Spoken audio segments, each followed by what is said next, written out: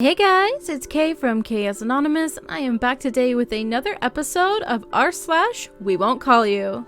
Just cause I'm young doesn't mean I can't be the boss.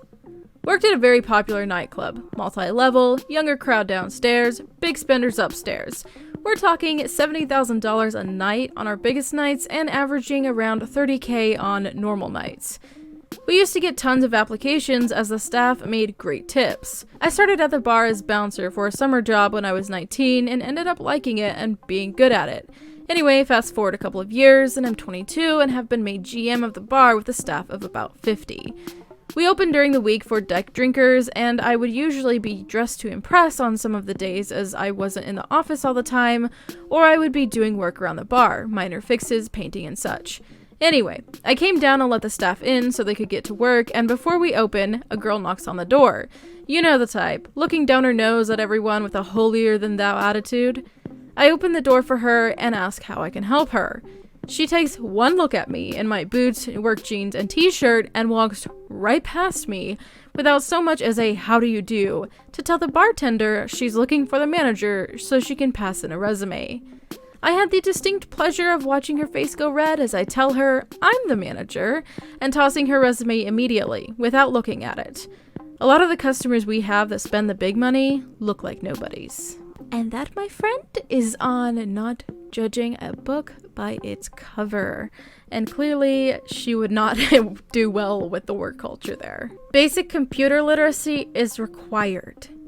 Earlier in my career, I worked for a large employer looking to establish an administrative temp pool to fill short-term vacancies throughout the organization. This required us to launch a larger-than-usual competition and adopt some high-volume screening measures, including an ancient god-awful piece of online testing software for basic office skills that some nitwit signed a long-term contract for 7-ish years ago. So the resumes start to come in, and we're only really looking to confirm that applicants have very basic office experience and computer literacy.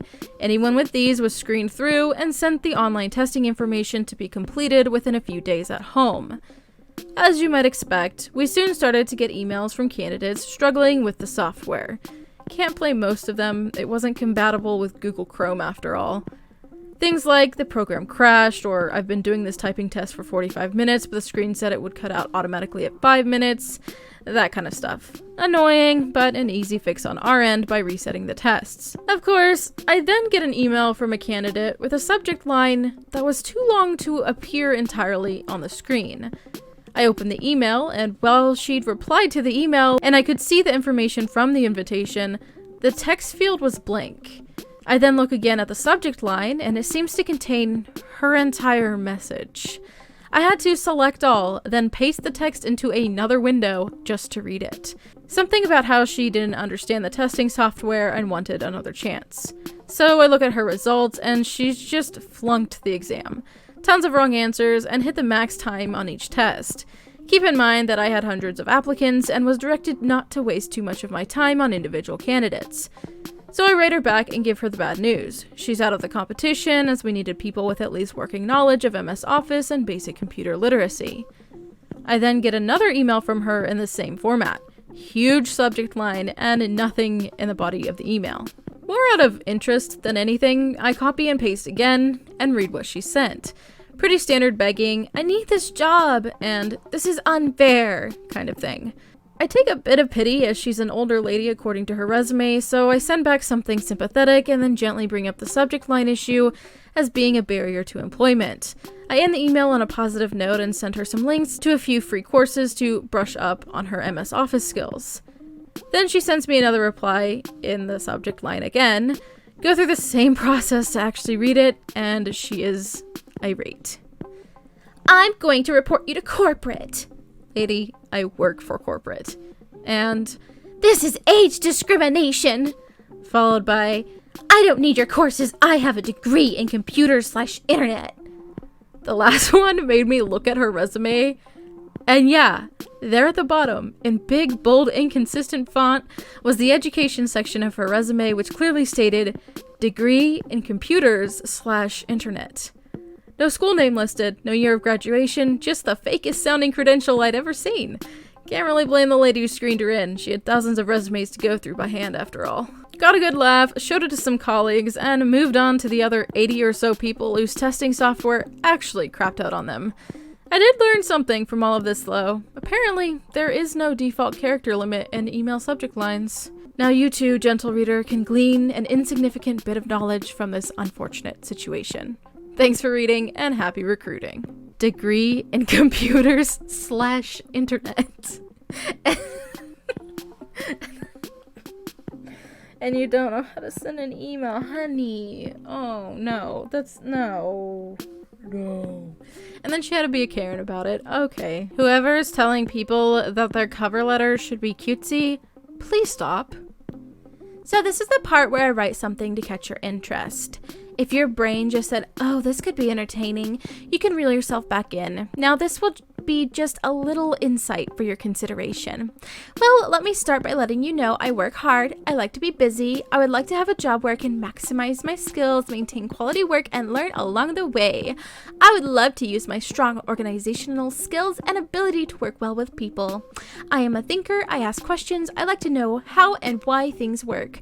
I am logical in my decision making, I like to look at challenges from different points of view to determine the best decision. I like to doodle when I am on the phone. My face does this weird thing when I sneeze. It is kind of embarrassing. I am human. I can learn anything. Why would you do that? What? I feel like they got like some advice off of the internet that was like, yeah, like shine through and like be unique, but like nobody, first of all, you have some run-on sentences, but like, what?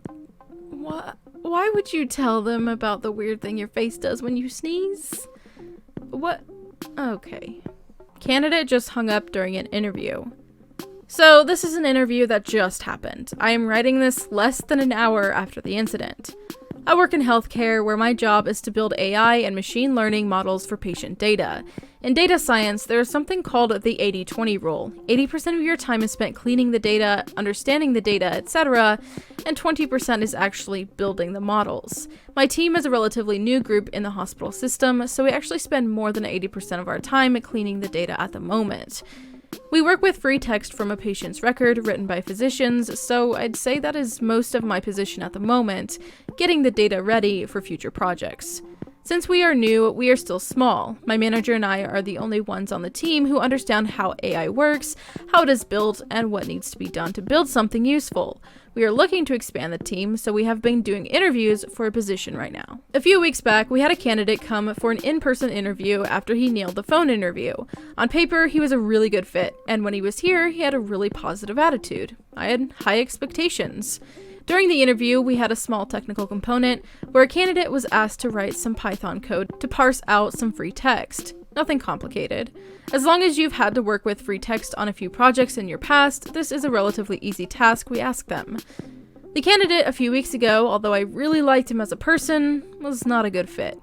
He struggled with the task, and it became apparent he had never worked with text data before. He wouldn't have been a good fit, and he had large gaps in simple coding that we just don't have time to train someone in, but overall, I think he had a great attitude. So that brings us to today. The last candidate was local, so he had no problem coming in, but we have a bunch of candidates who have applied from across the US. One of them, who I'll call ST, is a doctoral candidate who had an incredibly impressive resume. She hit just about everything we were looking for. Her free text parsing skills didn't really seem too upfront in her resume, but she seemed incredibly qualified, and we asked her to interview. To sort of weed out people like the first candidate, we are asking people to do the technical component during the initial call. We decided to do a video call, and when it came to the coding, we asked her to share her screen so we could see how she was going about her workflow. I sent her the GitHub link that hosted the file we were asking her to parse, as well as some information about the task. She is sharing her screen so I can see her looking at a document I put up that contains meta information about the task. As soon as I am done explaining what we are asking, her screen goes gray and she drops out of the call. My manager had the candidate's phone number, so she calls her thinking that she lost connection and was working on getting back into the call. No answer. My manager and I are talking, thinking that the candidate is scrambling to get connection and just isn't paying attention to her phone. We talk for about 10 minutes, saying that there is no way that she just up and left the interview without saying anything. But we finally decide to call her back one more time, at which point she picks up. She did, in fact, hang up. She said she wouldn't have been a good fit. And that's fine. I've had interviews myself where I can tell immediately that I wouldn't be a good fit for the company. But geez, I at least stuck through the interview. But no, she didn't even say that before she hung up. She didn't say anything before hanging up. She was just gone. I feel incredibly insulted right now.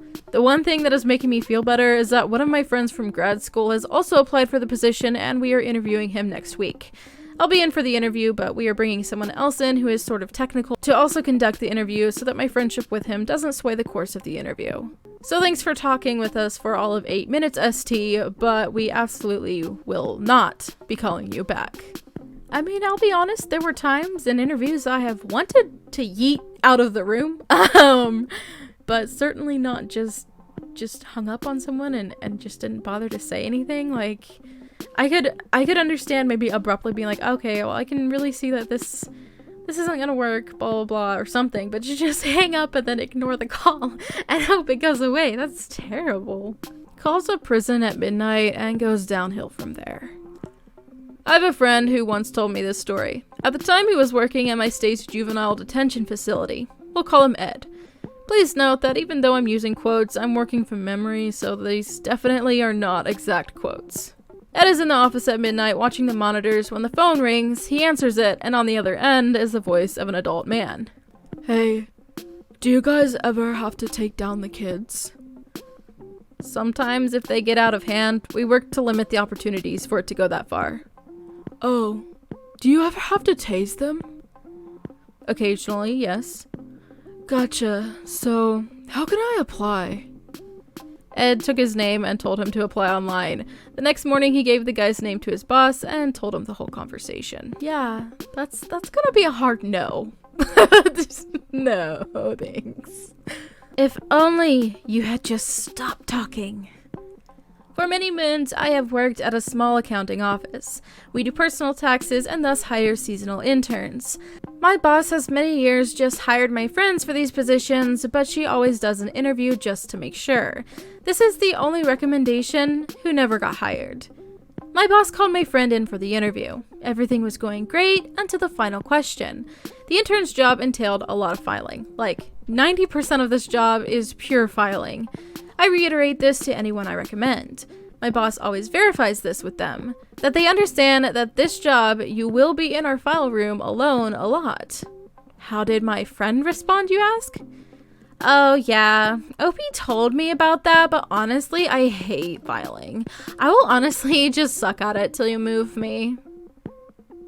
Facepalm. And that is why she was the only person who never got to work what is arguably the easiest job for not minimum wage. And also why we aren't friends anymore. I don't like people who waste my time and my boss's. Why? Why would you do that? Why would... Your friend gives you an opportunity, informs you that it's going to be 90% that, and you just go in and say like, yeah, I'm going to suck at my job completely until you give me a different job? No.